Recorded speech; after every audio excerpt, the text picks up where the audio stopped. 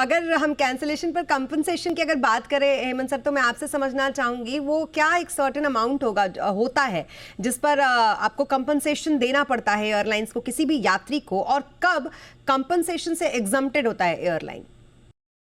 हाँ देखिए स्मिता, यहाँ पे डीजीसीए की जो गाइडलाइंस है बहुत ही क्लियर है।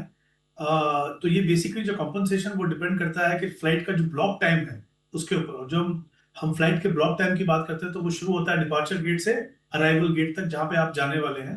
वो जो समय है, तो अगर वो समय 1 घंटा या उससे कम है तो कंपनसेशन है 5,000 रुपीज।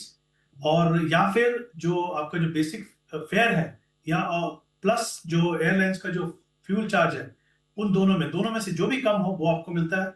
और अगर यही समय 1 से 2 घंटा है तो फिर 7,500 रुपये, 7,500।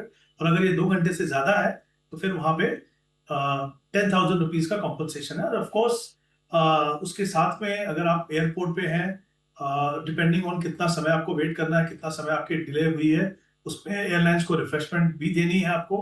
और अगर ओवरनाइट अगर डिले होता है तो फिर स्टे का भी अरेंजमेंट करना है, और साथ ही जो होटल और एयरपोर्ट ट्रांसफर का भी उनको प्रोवाइड करना है।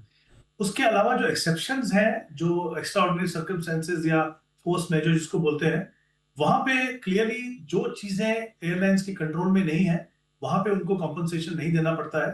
वो क्या चीजें हैं, वो या तो इशू एयर ट्रैफिक कंट्रोल से हो सकते हैं कि उनकी वजह से अगर कोई डिले हुआ है तो, या फिर अगर मौसम की खराबी, जैसे हमने देखा कि सर्दियों में नॉर्थ वगैरह में अगर आप जाएंगे तो फॉग जो रहता है उसकी वजह से हो सकता है, या नेचुरल डिजास्टर्स हो, फ्लड हो या कहीं स्ट्राइक हो।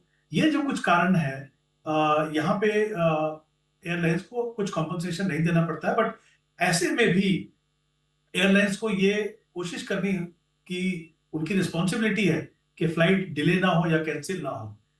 ऑब्वियसली कई बार हमने ये सुना है कि हम जब भी फ्लाइट में जाते हैं, कई बार हमने सुना है कि अगर रीजन एडमिनिस्ट्रेटिव भी हो, यानी क्रू का डिले हो या कुछ और कारण से डिले हो, तभी एयरलाइंस आपको कोशिश करती है बताने की कि भाई पहले वाली फ्लाइट लेट हो गई या कुछ और कारण हो गया। बट ये ऐसे सर्कमस्टांसेस हैं जहाँ पे उनको कॉम्पनसेशन नहीं देना है। बट अगर कुछ एडमिनिस्ट्रेटिव रीजंस हैं, उनकी उनकी अपनी खुद के कारणों से अगर कुछ डिले होता है तो डेफिनेटली ये जो डीजीसीए के नॉर्म्स हैं वो एप्लीकेबल होते हैं।